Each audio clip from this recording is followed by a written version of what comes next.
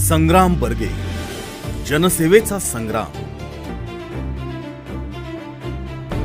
सातारा स्वराज्याची राजधानी. याच साताऱ्यात शिवछत्रपतींचे वारसदार श्रीमंत छत्रपती श्री उदयनराजे भोसले यांच्या मार्गदर्शनाखाली अनेक कार्यकर्ते जनसेवेसाठी तयार झाले. त्यातीलच एक नाव म्हणजे संग्राम बर्गे. त्यांचं बालपण आणि शालेय शिक्षण केसरकर पेठ येथे झाले. शालेय जीवनापासूनच त्यांना महाराजांविषयी नेहमीच आकर्षण वाटायचं. पुढे केसरकर पेठेच्या गणेशोत्सव मंडळातून सार्वजनिक जीवनात लोकांसाठी काम कसं करायचं याचा अनुभव आला. संघटन कसं करायचं आणि त्यातून समाजोपयोगी चांगली कामं मार्गी कशी लावायची याचं शिक्षण मिळालं. साधारण 2003च्या दरम्यान उदयनराजेंची पहिली भेट झाली. 2006 साल उजाडलं आणि छत्रपती उदयनराजेंनी संग्रामदादांचं कौशल्य हेरलं. कॉलेजचे दिवस होते, अगदी चार चौघांसारखे. पण उदयनराजेंनी विद्यार्थी संघटनेची जबाबदारी सोपवली आणि त्यांच्या लढाईला सुरुवात झाली. विद्यार्थ्यांच्या समस्या सोडवताना नेतृत्व गुण तर विकसित झालेच, शिवाय मित्रांचा गोतावळाही वाढू लागला. छत्रपती उदयनराजेंच्या सोबत चालायला त्यावेळी सुरुवात केली.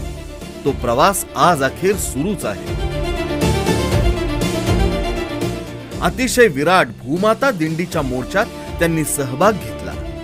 सर्वसामान्यांना न्याय मिळवून देण्याच्या या आंदोलनामधून त्यांना प्रचंड ऊर्जा मिळाली. काहीही झालं तरी थांबायचं नाही, अडचणी आल्या तरी अडून बसायचं नाही, चालतच राहायचं, असा निग्रही प्रवास सुरू झाला.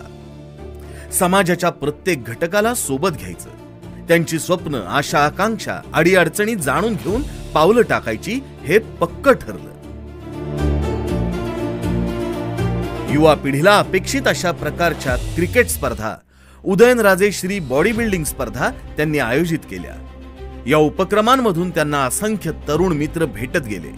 त्यांच्या समस्या जाणून घेत युवा शक्ती फाउंडेशनच्या माध्यमातून संग्रामदादा त्यांच्या पाठीशी उभे राहिले.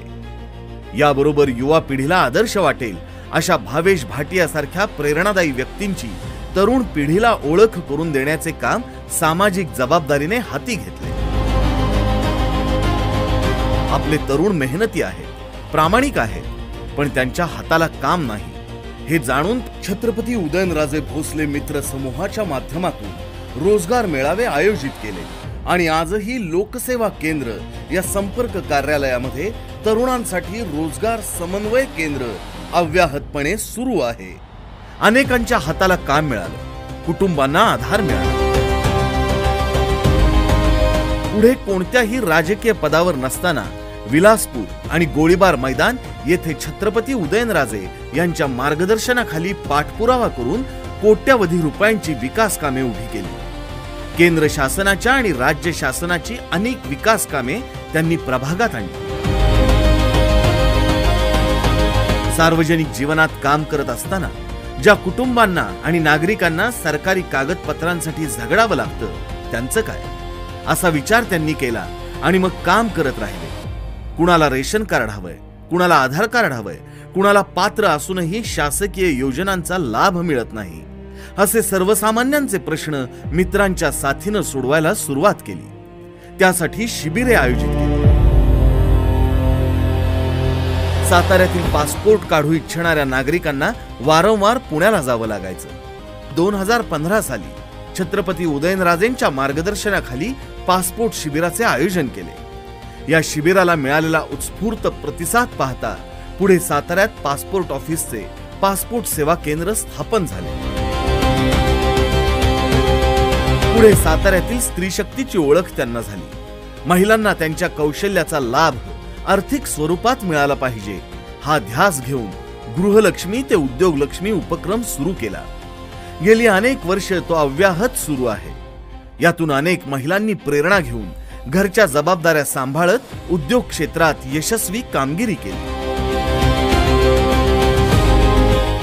इंदिरानगर आणि गोळीबार मैदान या 2 जिल्हा परिषद शाळा त्यांनी दत्तक घेतल्या आणि त्या स्मार्ट स्कूल म्हणून नावारूपाला आणण्याचा चंग बांधला. डिजिटल क्लासरूम बनवल्या, कामाला नवं परिमाण मिळालं. आपला वाढदिवस कोणत्याही मोठ्या स्वरूपात साजरा न करता तो पैसा या शाळांच्या विकासासाठी कामी लावला. उद्योजक बनलेल्या महिला असोत वा शाळेतली ती लहानगी मुलं, त्यांच्या चेहऱ्यावरचा आनंद पाहूनच संग्रामदादांना खरंखुरं समाधान मिळतं. त्यामुळे जाहिरातबाजी आणि बॅनरबाजीत ते अडकले नाहीत. कार्यक्षेत्र विस्तारत जाणं हीच आपल्या धडपडीची खरी फलश्रुती असते हे त्यांना या प्रवासात समजून चुकलं. 2020 साल उजाडलं आणि सुरू झाला कोविडचा तो महाभयानक प्रकोप. लॉकडाऊन मध्ये संग्रामदादांनी समविचारी माणसं एकत्र केली. विचार आणि पक्षांचा भेदाभेद पुसून टाकून कोविड डिफेन्स ग्रुप स्थापन केला. कोविडच्या महासंकटाशी या तरुणांनी संघटितपणे लढा दिला. या सातारा स्पिरिटमुळेच संग्रामदादांचं साताऱ्यावर आणि सातारकरांवर प्रेम जडलंय. इथं समस्या आहेत पण लढाऊ बाणाही आहे, कमतरता आहेत पण एकजुटीनं त्यावर मात करण्याची उमेदही आहे. हीच उमेद घेऊन पुढे वेगवेगळ्या क्षेत्रातले तज्ञ इनोव्हेटिव्ह सातारा या बॅनर खाली एकत्र आले. खासदार छत्रपती उदयनराजे यांच्या समोर आपापल्या क्षेत्राच्या आकांक्षा आणि मागण्या खुलेपणानं मांडल्या. प्रत्येक क्षेत्रासाठी काय करता येईल याचा आढावा सगळ्यांनी मिळून घेतला, आराखडा तयार केला. 23 वर्षांच्या या प्रदीर्घ प्रवासात आणखीही बऱ्याच सकारात्मक गोष्टी घडल्या. सध्या भारतीय जनता युवा मोर्चाचे प्रदेश उपाध्यक्ष म्हणून जबाबदारी ते खंबीरपणे सांभाळत आहे. जिल्ह्यामध्ये पक्षवाढीसाठी आणि संघटनेसाठी काम करत आहे. या वाटचालीचा लसावी काय? पद, पैसा, प्रतिष्ठा? बिलकुल नाही. संग्रामदादांच्या दृष्टीने महत्वाचं आहे काम. त्यांचा प्रवास अव्याहत सुरूच आहे, सुरूच राहणार आहे. या प्रवासाचं इंधन काय? फक्त समाधान आणि 2 आदेश, एक नेत्यांचा आणि दुसरा जनतेचा.